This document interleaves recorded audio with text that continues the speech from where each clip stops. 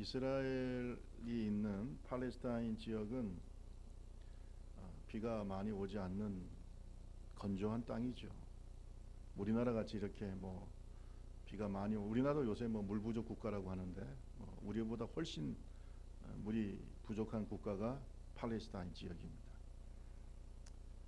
조금 비가 많이 오는 우기가 있습니다. 한 1년에 2번 있는데 그것은 성경에 보면 이른 비 늦은 비 들어보셨죠? 이른 비 늦은 비 이렇게 있어요. 그 이른 비는 주로 언제냐? 씨를 뿌리는 계절인데 우리는 봄에 뿌리지만 우리나라로 볼 때는 가을에 뿌립니다. 주로 밀을 여기에서는 생산하기 때문에 가을철에 씨를 뿌리고 그때는 이제 이른 비가 내리고요. 그다음에 늦은 비는 우리가 볼 때는 봄철에 내리는 비인데 수확을 앞두고 곡식을 여물게 하는 그런 비입니다.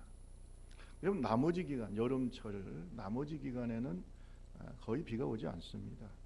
비가 한번 많이 오면 와디라고 해가지고 비가 흡수되지 않고 땅이 너무나 딱딱한 땅이기 때문에 갑작스럽게 그 계곡이 생긴대요. 그래가지고 밑에 그 와디 밑에 있는 집들은 잘못하면은 다 쓸려 내려가는. 그래서 우리가 반석 위에 지은 집, 그다음에 모래 위에 지은 집. 그런 얘기가 그 와디 부분에 집을 짓게 되면은 집이 홍수가 납니다. 갑자기 비가 여름철에 오게 되면은 다 그냥 쓸려 내려가. 그러니까 보통 이렇게 건조한 기후이기 때문에 비가 잘 오지 않습니다. 그런데도 곡식이 자라요. 그런데도 식물이 자라. 왜 그럴까? 이렇게 비가 잘 오지 않아도 밤에 뭐가 내릴까요? 이슬이 내려요. 이슬이.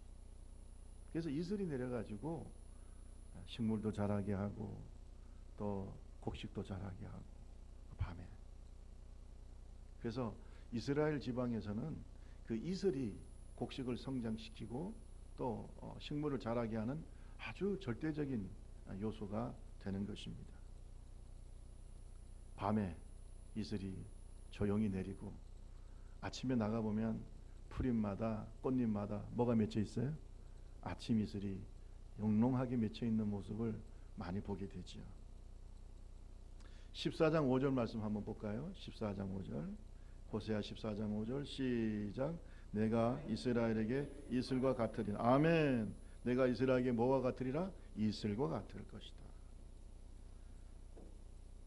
여러분 이렇게 밤에 이슬이 내려 식물을 생동감 있게 하고 자라게 하는 것처럼 우리의 인생의 어두운 밤을 지난다 하더라도 내 인생의 어두운 밤이 지난다 할지라도 또 내 인생이 팍팍하고 내 인생이 정말로 광야같이 그렇게 건조하고 딱딱하고 정말 어떤 면에서는 좀 소망이 없는 것처럼 이렇게 힘든 인생길을 걷는다 하더라도 하나님의 백성들에게는 이슬 같은 주님의 사랑이 있습니다.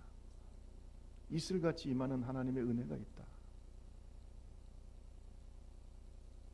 이 이슬 같은 하나님의 사랑이 우리의 영혼을 새롭게 하기도 하고 또 우리의 영혼을 성장시키기도 하고 그리고 어느덧 행복의 열매를 걷게 하는 이러한 이슬 같은 은혜도 있다는 것 오늘 저와 여러분 꼭 깨닫기를 주님의 이름으로 축원합니다.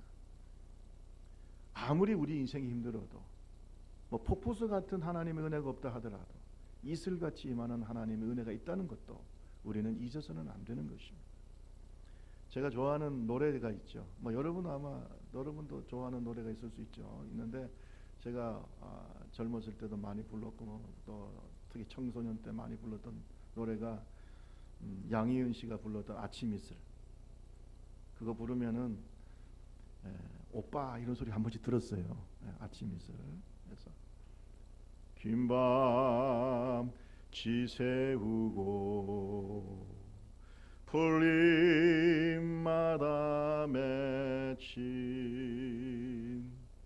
진주보다 더 고운 아침 이슬처럼 내 맘의 서름이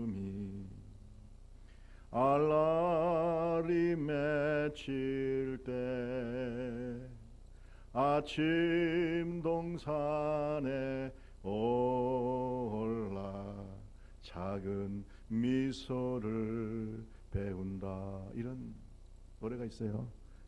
근데 여러분 듣는데 보니까 찬송가 같이 듣는 것 같으세요? 목사가 되니까 모든 노래가 다 찬송가가 되버려요. 아침 이슬, 긴밤 지새우고 풀잎마다 진주보다 더욱 고운 뭐가 맺혀져요? 아침 이슬. 이 이슬이 얼마나 식물을 자라게 하고 성장하게 하는데 도움이 되는가. 특히 팔레스타인 지역 같이 이렇게 기후 차이도 크고 또 건조한 땅에는 이슬은 식물을 성장시키고 아름다운 꽃을 피우는데 절대적인 요소가 되는데, 여러분 우리의 영혼에 아침 이슬 같은 하나님의 사랑, 그 은혜가 있다는 사실을 깨닫는 하나님의 종들이 되기를 주님의 이름으로 축원합니다. 아침 이슬같이 임하는 하나님의 사랑은 이스라엘 백성들과 우리에게 어떻게 임하셨는가? 따라합시다. 용서로 임하셨다. 용서로 임하셨어요. 용서로. 여러분 이스라엘 백성들이 어떤 민족입니까? 많은 민족 중에 하나님이 택하셔서 그리고 하나님께 예배하는 민족이 되게 하기 위한 하나의 모델 케이스로 애굽에서 400년 동안이나 노예로 살던 이스라엘 민족을 10가지 재앙을 내리시고 또 홍해를 가르셔서 구원하신 구원의 백성들인 줄로 믿습니다. 하나님이 특별히 사랑하시고 택한 민족이죠. 그리고 가나안 땅을 그들에게 기업으로 주셨는데 하나님께서 그렇게 싫어하는 우상 숭배, 그 가나안 땅에 정착해서 살다 보니까 여러분 축복을 받더라도 축복에 빠지지 않기를 바랍니다. 축복을 받아도 그 축복을 누리면서 그것을 우리가 활용을 해야 되는데 자칫 잘못하면 그 축복 속에 빠져가지고 헤어나오지를 못해요. 이스라엘 백성이 그랬어요. 노예로 430년 동안이나 애굽에 살 때는 신음하면서 하나님께 기도하면서 해방시켜 주세요. 딱 해방시켜가지고 가나안 땅을, 그냥 그 약속의 땅을, 아브라함과 이삭과 야곱에게 약속하신 그 땅, 이스라엘에게 백성한테 약속하신 그 축복의 땅을 딱 주시니까 그 홀리랜드, 거룩한 땅을 더러운 땅으로 만들어 버렸어요. 우상 숭배를 하고 또 그 남아있는 가나안 사람들의 그 문화에 동화돼 가지고 세속화되고. 대한민국 정신 차려야 돼요. 교회는 선지자적 교회가 되어야 됩니다. 목사의 설교는 선지자적 설교가 되어야 돼요. 대한민국 지금요 축복에 빠져 살 때가 아니에요. 기도해야 될 때예요. 하나님이 주신 축복 속에 빠지면 안 돼요. 우리 그걸 활용할 줄 알아야지. 돈이 노예가 되고 세속화되고, 교회도 그렇고 세상도 그렇고. 교회는 세상 속에 있지만 세상과 구별돼야 되는 것입니다. 이때 이스라엘 백성들은 그렇지는 못했어요. 하나님이 솔로몬에게 지혜도 주셨고 그가 구한 모든 것을 다 주셨음에도 불구하고 그는 그 축복 속에 빠져가지고 나중에 음란하게 되고 우상을 섬기게 되고 타락해서 결국 나라가 어떻게 됩니까? 두 쪽 나잖아요. 지도자가 중요한 것입니다. 그래서 다윗의 후손이 다스리는 나라 르호보암은 다윗의 손자고 솔로몬의 아들이잖아요. 르호보암이 다윗의 왕가를 이어서 계속해서 남한국 유다를 다스리게 되는데, 남한국 유다는 수도가 어디입니까? 예루살렘 수도고, 그 다음에 북왕국 이스라엘이 새로 생겼는데 그 북왕국 이스라엘은 여로보암이라고 하는 새로운 왕조가 생겨가지고 거기에서 결국은 이제 사마리아를 수도로 해서 나라가 두 쪽 나게 생겼어요. 주쪽 났어요. 근데 여러분 북왕국 이스라엘의 역사를 가만히 보면요 피해 역사입니다. 그 사람들이 하나님을 잘 섬기지 못하고 계속해서 우상을 섬기고, 특히 그 북왕국 이스라엘의 왕 중에 누가 있냐? 아주 하나님이 싫어했던 아합이라고 하는 왕이 있어요. 그러니까 왕조가 계속 바뀌어요. 남왕국 유다는 다윗의 왕조가 계속해서 이어지지만 북왕국 이스라엘은 계속해서 왕조가 몇 번이나 바뀌냐면 9번이나 바뀐다. 여러분 오늘 우리가 말씀을 나누는 이 호세아는 그 9 왕조가 이어지는 동안에 제5왕조 아합의 가문을 심판했던 예후 왕조 속에 속해 있던 여로보암 2세가 통치하던 시대에 활동했던 부름을 받아서 활동했던 선지자가 바로 우리가 오늘 말씀을 묵상하는 이 호세아 선지자. 그러니까 북왕국 이스라엘은 남왕국 유다보다 더 훨씬 심각하게 뭘 섬긴다고요? 우상을 섬기. 불순종하고 하나님의 은혜를 잊어버리고 하나님의 심판의 대상이 된 줄로 믿습니다. 그래서 하나님은 호세아 선지자를 불러가지고 야, 너 결혼을 하는데 음란한 여인을 만나서 결혼해라. 여러분, 선지자들은요 결혼을 함부로 하지 않습니다. 아주 정결한 처녀와 결혼합니다.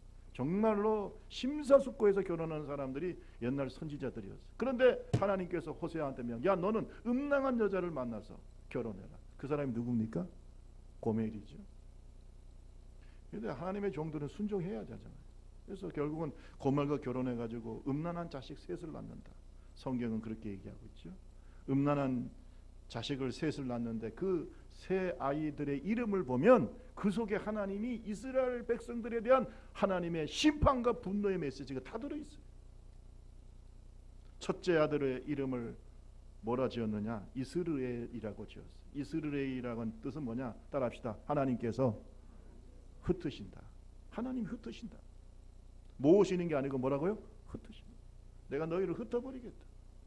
그 다음에 두 번째 또 자식을 낳았는데 딸이었어요. 이름을 로루하마라고 지었어요. 따라합시다. 로루하마. 로라고 하는 말은 절대로 뭐뭐 아니다라는 뜻이고 루하마는 아버지의 사랑이에요. 그러니까 무슨 말이야? 절대로 아버지가 너를 사랑하지 않는다라는 뜻이에요. 아버지가 절대 너를 사랑하지 않아. 그 다음에 또 세 번째 아들을 낳았는데 이름을 로암미라고 지었어요. 로는 앞에서 얘기했듯이 절대로 뭐뭐 아니라는 뜻이고요. 암미는 뭐냐? 하나님의 나의 백성이라는 뜻이에요. 그러니까 무슨 말이에요? 너는 절대로 나의 백성이 아니다. 여러분 생각해 보세요. 애들이 자라나면서 아버지가 이름을 부릅니다. 야, 이스라엘! 무슨 뜻이라고요? 난 너를 흩어버린다. 또 딸을 부릅니다. 루하마. 그 뜻이 뭐예요? 네? 절대로 아버지가 너를 사랑하지 않는다. 또 아들을 부릅니다. 로암미. 그 뭐예요? 절대로 너는 내 백성이 아니다. 그러면서 하나님은 이 메시지를 호세아 가정에만 얘기하는 게 아니라 이스라엘 백성들에게 지금 얘기하고 있는 거예요. 얼마나 하나님이 실망하셨으면, 얼마나 이스라엘 백성들이 하나님께 우상을 섬기고 범죄했으면 내가 너를 흩어버릴 것이다. 너는 내 백성이 아니다. 나는 절대로 아버지로서 너를 사랑하지 않는다. 이런 얘기를 계속 주님은 하신 거예요. 왜 하셨을까요? 돌아오기를 원하시는 아버지의 마음인 줄로 믿습니다. 돌아오기를 원하는 아버지의 마음이죠. 오늘 성경을 가만히 보면요, 이렇게 이스라엘 백성들이 배반을 해도 그 범죄한 이스라엘 백성들에 대한 아버지의 마음은 항상 애틋하고 가슴이 아프다는 것을 성경은 볼 수 있어요. 우리 11장 1절에서 4절 말씀 한 번 더 읽어볼까요? 자, 11장 1절에서 4절. 제가 1절 읽습니다. 이스라엘이 어렸을 때에 내가 사랑하여 내 아들을 애굽에서 불러냈거늘 선지자들이 그들을 부를수록 그들은 점점 멀리하고 바알들에게 제사하며 아루새긴 우상에 분향하였느니라. 3절 4절 시작. 그러나 내가 에브라임에게 걸음을 가르치고 내 팔로 안았으며도 내가 그들을 고치는 줄을 그들은 알지 못하였다. 내가 사람의 줄 곧 사랑의 줄로 그들을 이끌었고 그들에게 대하여 그 목에서 몽에를 벗기는 자 같이 되었으며 그들 앞에 먹을 것을 두었느니라. 아멘. 주님이 사랑의 줄로 너희를 애굽에서부터 인도했다. 지금까지 축복하면서 너를 사랑의 줄로. 따라합시다. 사랑의 줄. 주님의 마음은 너를 사랑의 줄로, 좋은 목자가 되어서 좋은 아버지가 되어서 사랑의 줄로 너를 이끌었는데 너는 왜 우상을 또 섬기냐? 그러니까 주님이 또 11장 8절에 말하고 있어요. 에브라임이여 내가 어찌 너를 놓겠느냐? 이스라엘이여 내가 어찌 너를 버리겠느냐? 내가 어찌 너를 아드마같이 놓겠느냐? 어찌 너를 스보임같이 두겠느냐? 여러분 여기서 아드마나 스보임은 뭐냐면 소돔과 고모라와 함께 망했던, 소돔과 고모라와 함께 망했던 그 사해 인근의 그러한 성읍들을 말하는 거예요. 그들은 소돔과 고모라처럼 음란하게 살다가 결국은 하나님의 심판을 소돔과 고모라만 당한 게 아니라 여기에 이드마나 아드마나 스보임도 같이 당했어요. 그러니까 그렇게 심판한 그런 악한 도시처럼 내가 너희를 대할 수 있겠느냐? 내가 너희를 그렇게 심판할 수 있겠느냐? 그러면서 여러분 11장 8절에 보세요. 내 마음이 노예 속에서 돌이켜 나의 긍휼이 뭐가 들었어요? 온전히 불붙듯 하도다. 아멘. 내가 너희를 바라볼 때 내 마음이 불붙는 것 같아. 그렇게 범죄하고 있는 너희를 바라볼 때 여러분 자식들이 잘못된 길로 간 부모 마음이 어때요? 편안합니까? 불붙어. 이거 살릴 수도 없고 죽일 수도 없고 불붙었던 아버지의 마음. 그러면서도 하는 말이 나는 절대로 그래도 너희를 버리지 않겠다. 어떤 사람은 그런 말을 해요. 아이고 내가 이렇게 잘못했는데 하나님 나를 버리셨을까요? 우리 옆 사람하고 얘기합시다. 하나님은 택하신 백성을 절대 버리지 않습니다. 빨리 하세요. 그 대신 여러분을 향한 주님의 마음은 불붙듯 해요. 불붙는 것 같아. 탕자가 집을 나갔을 때 아버지의 마음이 어땠을까요? 편안했을까요? 잠을 제대로 주무셨을까요? 여러분 자녀가 집을 나가서 안 들어온다고 해보세요. 여러분 마음 편할까요? 탕자가 아버지의 재산을 가지고 떠났을 때 아버지는 항상 눈물 젖은 눈으로 아들이 돌아오기를 계속해서 동구밖을 바라보며 기다린 줄로 믿습니다. 계속 기다려요. 나중에 아들이 회개하고 돌아왔을 때 어떻게 했어요? 성경을 보세요. 아직도 거리가 먼데, 아직도 거리가 먼데 빨리서 아들이 돌아오는데 그 모습이 꼭 뭐 같아요? 거지같이 돌아오는 그 아들을 향해서 아버지는 측은한 마음을 가지고 달려가서 목을 안고 입을 맞췄다 그랬어요. 아직도 아버지한테 잘못했다는 말도 안 했는데 돌아오는 그 모습만 봐도 아버지는 달려가서 그를 껴안고 잘했다 아들아. 아버지의 마음은 근본적으로 용서입니다. 여러분 하나님 아버지를 여러분 절대 오해해서는 안 돼요. 그리고 하나님을 시험하지 마세요. 하나님의 사랑을 시험하지 마세요. 내가 이렇게 잘못했는데도 안 때리실까요? 이렇게 하지 마세요. 하나님 나를 버리셨을까요? 이렇게 얘기하지 마세요. 근본적으로 하나님의 마음은 우리를 긍휼히 여기시고 불쌍히 여기시고 애처롭게 보시고 그것이 예수의 십자가인 줄로 믿습니다. 주님이 십자가를 보시라.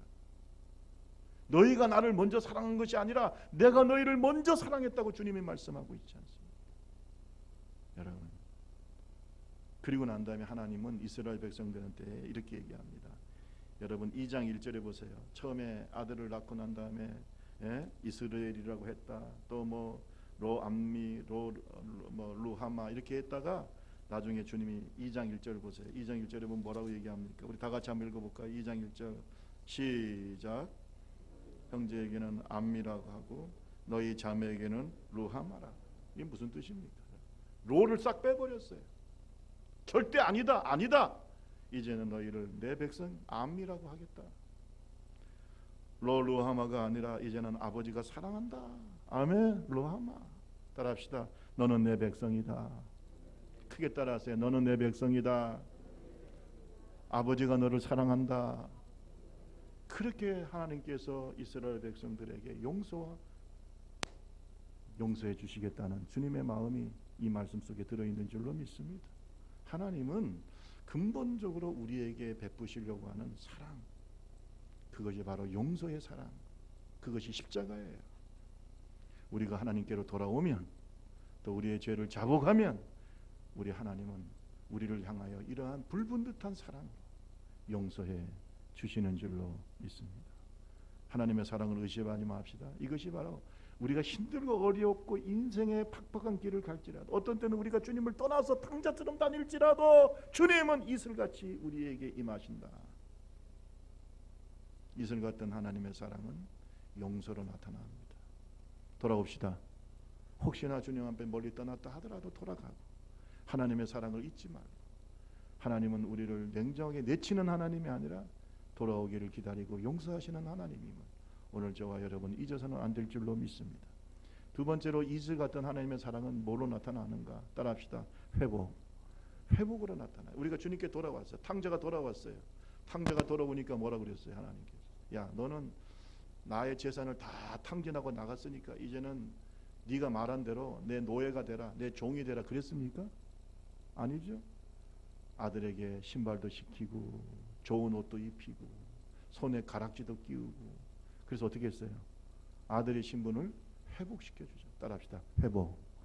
하나님이요 이슬같이 임하는 은혜는 회복에 있어요. 여러분 풀이요 시들어가지고 그냥 풀이 죽어있은 이 풀들 중에 뭐 비가 안 오면 막 풀이 죽어 있잖아요. 그런데 그 이슬 같은 은혜가 임하면 다시 어떻게 해요? 아멘 할 때까지 계속 손 들고 있어요. 뭔가 모르게 파라 살아나잖아요. 이슬이 아침 이슬이 막 맺힐 때 보면은 막 다시 싱그럽게 막 살아나는 식물의 모습이 보이지 않습니까? 오늘 성경은 우리에게 그 회복의 은혜를 말씀하고 있습니다. 우리 다 같이 14장 말씀 한번 볼까요? 하나님이 주시는 회복의 은혜. 자, 14장 5절에서 6절 말씀 7절까지 한번 같이 다시 내가 시작. 내가 이스라엘에게 이슬과 같이 그가 백합화 같이 피겠고 레바논 백향목 같이 뿌리가 박힐 것이다.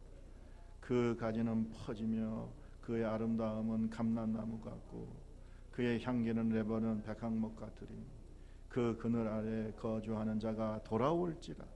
그들은 곡식까지 풍성할 것이며 포도나무같이 꽃이 필 것이며 그의 향기는 레바논의 포도주 같게. 하나님의 이슬 같은 사랑 그 은혜가 임하니까 이스라엘 백성들의 그 들이 이스라엘 백성들이 들의 백합과 같이 다시 피어나게 되고 그 뿌리는 백향목 뿌리같이 깊이 박히게 되고 또 가지가 확 펴진다 그랬잖아요. 막 회복이 되는 거예요. 할렐루야.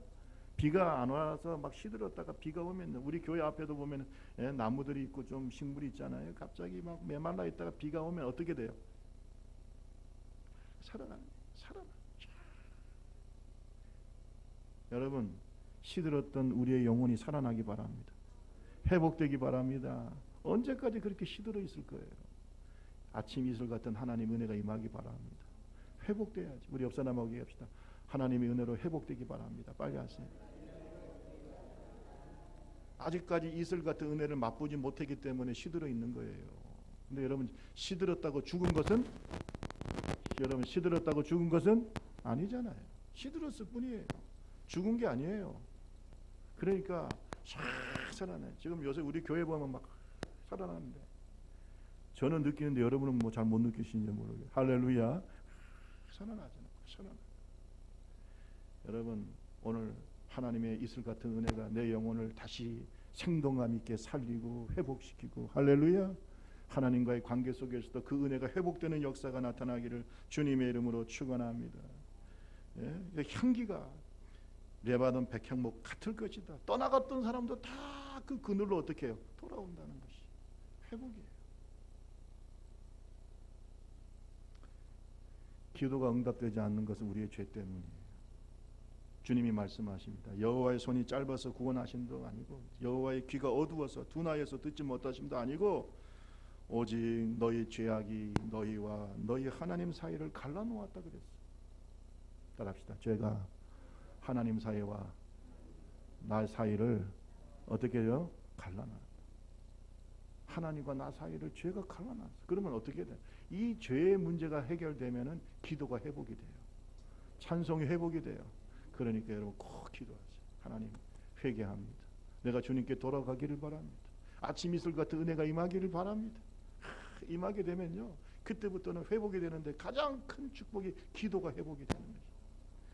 여러분 회개하고 하나님과 화해하고 그래서 아침 이슬 같은 하나님의 은혜가 우리의 마음속에 임할 때 우리의 마음의 죄의 담이 사라지고 그래서 하나님의 은혜가 우리의 마음에 임할 때 여러분 한번 생각해 보세요. 아무리 비가 많이 와도 뚜껑 닫아놓으면 어때요? 한 방울 들어갈 수 있어요? 없어요? 없잖아. 은혜의 비가 떨어질 때는 마음의 문을 활짝 열고 회개하고 그 은혜를 받아들여야 될 줄로 믿습니다.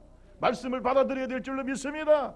여러분이 마음의 뚜껑을 딱 닫아놓고 여러분 마음대로 살 때 좋을 게 뭐가 있습니까? 뭐가 좋습니까? 여러분 영혼이 시들어요. 죽어가는 거예요. 인생이 힘들어요. 살 맛이 없어요. 하나님과 멀어져가는 인생은요, 열매가 없고 죽을 것 같은 거예요. 하나님은 우리의 생명이신 줄로 믿습니다.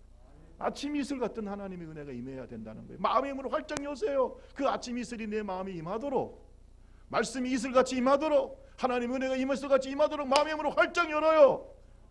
죄로 마음의 문을 닫아놓지 마라. 솔직하게 하나님께 고백하라 이 말이에요. 그러면 회복이 됩니다. 말씀을 통해서 여러분 영혼이 회복이 되고, 기도를 통해서 여러분의 영혼이 회복이 됩니다. 여러분, 아침 이슬 같은 주님의 은혜가 임하면 우리의 기도에 주님은 세심하게 반응하기 시작하세요.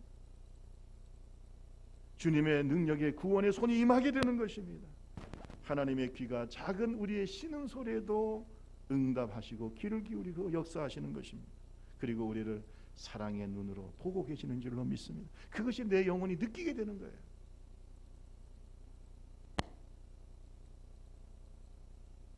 하나님의 사랑을 사모하는 자, 너의 작은 신음에도 응답하신다. 할렐루야. 찬송가에도 있잖아요. 오늘 저와 여러분이 우리의 작은 신음에도 응답하시는 하나님의 사랑, 그 회복, 사랑의 회복을 경험하는 하나님의 종들이 되기를 주님의 이름으로 축원합니다. 여러분, 이슬 같은 하나님의 은혜가 임하면요, 따라합시다. 열매의 축복이 있다. 열매의 축복이 있어요. 축복의 열매가 맺어지게 되는 거예요. 여러분, 하나님이 이슬같이 이스라엘 백성들에게 임하시니까 이스라엘에게 축복이 넘치기 시작합니다. 아름답고 풍성한 열매가 생겨나기 시작하는 거예요. 고난의 어두움 속에서도 하나님의 이슬 같은 은혜가 내리니까 결국은 그들의 삶 가운데 큰 축복이 임했다는 사실을 우리는 볼 수가 있습니다. 14장 8절 말씀 다 같이 한번 읽어볼까요? 14장 8절 다 같이 읽고 마치겠습니다. 시작. 에브라임의 말이 내가 다시 무슨 상관이 있으리요 할지라 내가 나는 푸른 잣나무 같으니 내가 나로 말미암아 내가 누구로 말미암아 하나님으로 말미암아. 할렐루야. 여러분, 축복은 하나님으로부터 오는 거예요.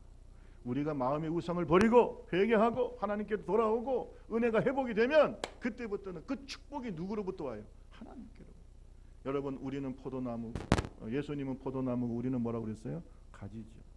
가지가 열매를 맺습니까? 아니면 줄기가 열매를 맺게 합니까? 생각을 해보세요. 가지 혼자서 어떻게 열매를 맺어요? 뿌리에서부터 줄기로 영양분이 올라와서 그것이 어디로 들어가야 돼요? 가지로 들어가는 거죠. 그래서 가지가 열매를 맺는 방법은요, 줄기에 어떻게 해야 돼요?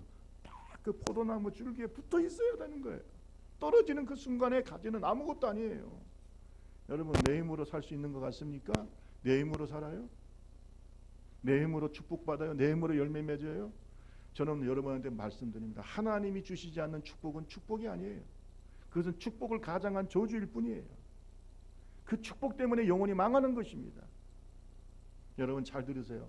오늘 저와 여러분이 가지 대신 예수 그리스도에게 딱 붙어 있기를 바랍니다.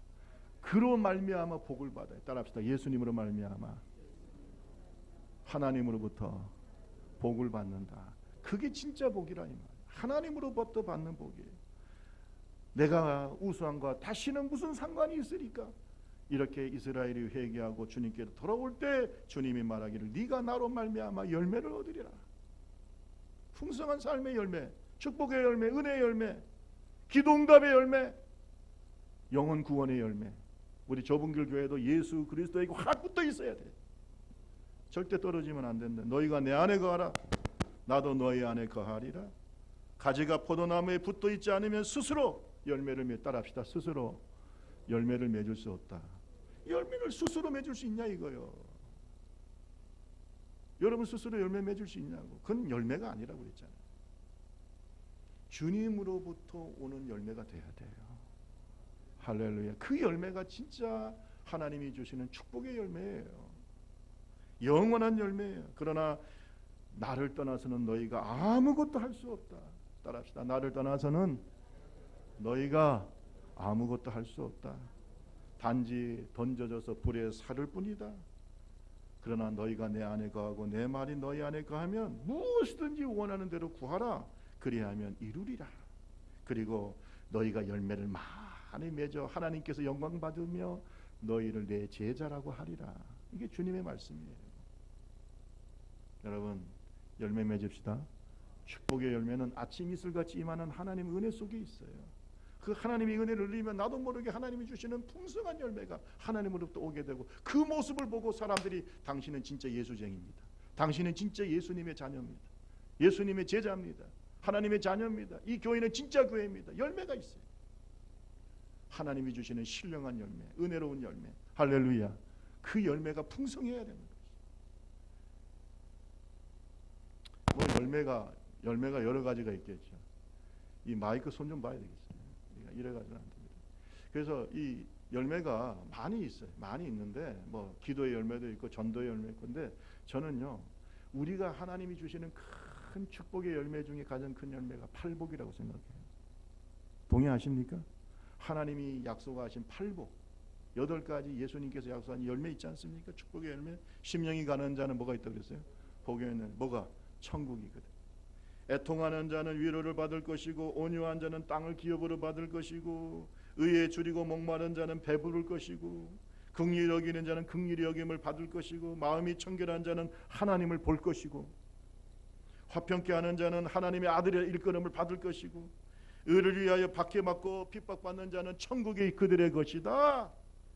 나를 위하여 어떤 사람이 너를 욕하고 박해할 때는 하늘에서 너희 상이 큼이라. 여러분, 하나님이 주시는 이 8가지 축복은요, 모든 축복의 핵심이고 근본이고 가장 완전한 축복인 줄로 믿습니다. 여러분, 이런 축복이요, 하나님의 이슬 같은 은혜가 임할 때 우리에게 이런 열매가 맺어지는 것. 여러분에게 이 하늘나라의 8가지 팔복의 은혜가 임하기를 바랍니다. 정말 이 열매가 있어요. 제가 옛날에 우리 사모님하고 성지순례 갔을 때 팔복교회를 갔어요. 팔복교회를 가니까 천정이 아주 아름답게 장식이 되어 있는데, 그 천정에 보니까 8가지 팔복을, 그 천정이 하늘나라 같이 그려놨어요. 하늘나라를 그려놨어요. 그러니까 하늘에서 내리는 8가지 은혜가 그 팔복을 쫙 그려놨어요. 어때요? 지금 누리며 삽시다. 하늘나라에서만 누리는 게 아니야. 이 땅에서도 우리가 천국을 누리게 될 수 있습니다. 하나님의 위로를 받을 수 있습니다. 하나님이 주시는 땅을 기업으로 받을 수 있습니다. 우리의 영혼이 배부를 수 있습니다. 긍휼히 여김을 받을 수 있습니다. 여러분, 왜 우리가 이 땅에 사는 동안에 불행하게 삽니까? 저는 팔복이 임하면 절대 불행할 수가 없어요. 목마른 자는 하나님의 은혜에 목마른 자는 배부를 것이에요. 진정한 행복이 이 8가지의 축복 속에 있는 줄로 믿습니다. 있어요. 마음이 청결한 자는 하나님을 볼 것이고, 화평케 하는 자는 사람들이 네가 하나님의 아들이라고 말할 것이고, 의를 위해서 박해받는 자는 천국의 축복이 임한다. 하늘의 상이 크다. 여러분, 이 팔복의 은혜를 지금 누리면서 살 수 있도록 이슬 같은 은혜가 임하는 것이에요. 여러분, 이 땅에서 잘 먹고 잘 사는 것만이 복이 아니에요. 자녀가 잘 되는 것은 가장 기본적인 은혜고, 가장 하나님이 주시는 원초적인 은혜라면 우리에게 주시는 가장 멋지고 아름답고 완벽한 은혜는, 그 열매는 바로 이 8가지 축복 속에 들어있는 줄로 믿습니다.